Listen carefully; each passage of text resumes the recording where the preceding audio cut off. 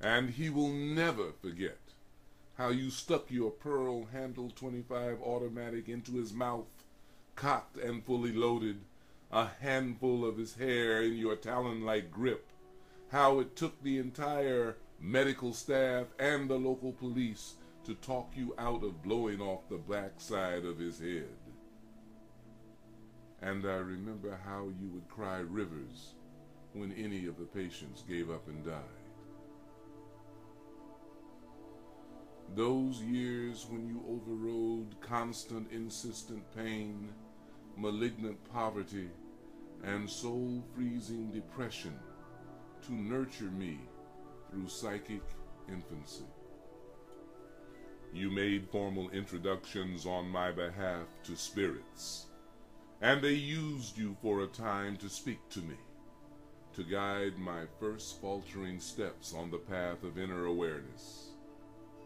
These were the days of preparation, readiness, and reckless experimentation, and waiting for the one who would come to teach me. You dragged me from seance room to psychic fair, from burnt-out spiritualists to light messengers. You supervised me through a psychic par course, through various developmental stations, psychometry, palmistry, clairvoyance, clairaudience, automatic writing, trance, tarot, numerology, and astrology. What a marvelous tarot reader you were. Those pasteboards would jump from the deck, would arrange themselves as if by prior agreement.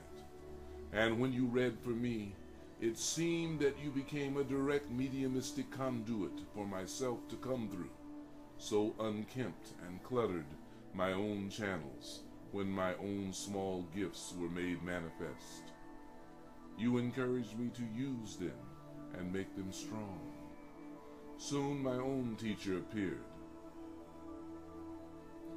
That November day in '71, when I, a fledgling astrologer, saw what looked to be, among my charts and calculations, a portent of Daddy's demise. I reached for the phone to call you, though you and I rarely needed telephones, and it rang just as I touched the receiver. "What's the matter with Daddy?" you asked, before I could utter a meaningless hello. "I've been seeing something strange in the tarot recently." And we discussed our findings.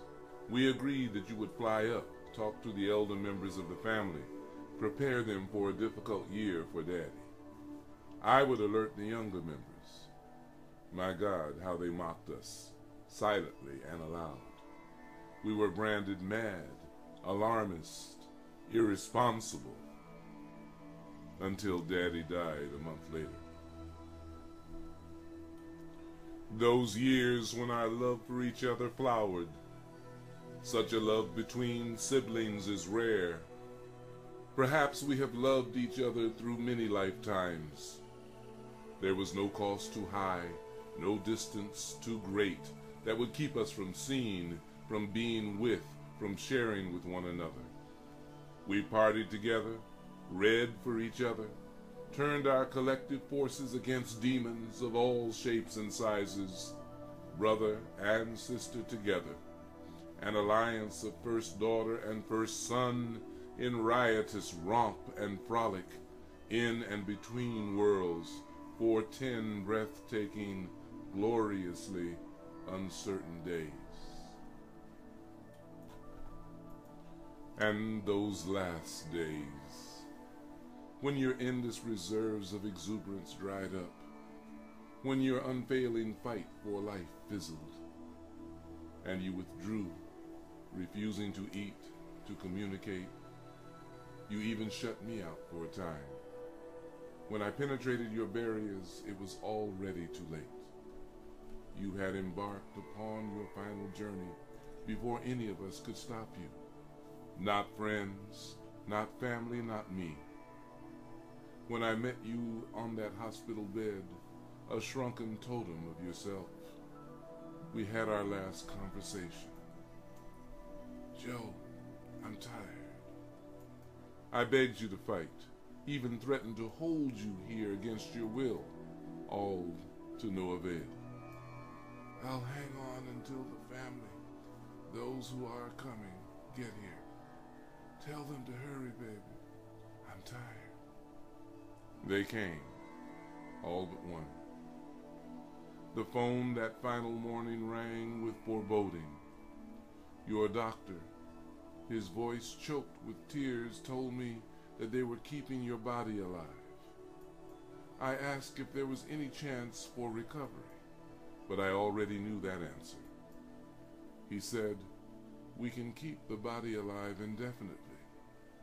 It's your decision." "Turn the machine off," I said, and I cried rivers.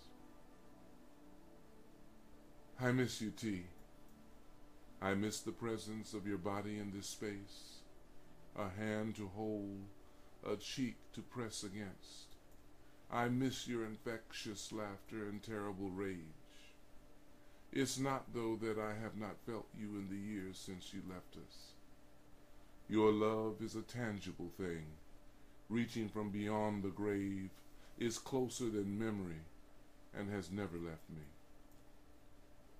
And my own love embraces it, envelops it, binding us, erasing the barrier between your space and mine.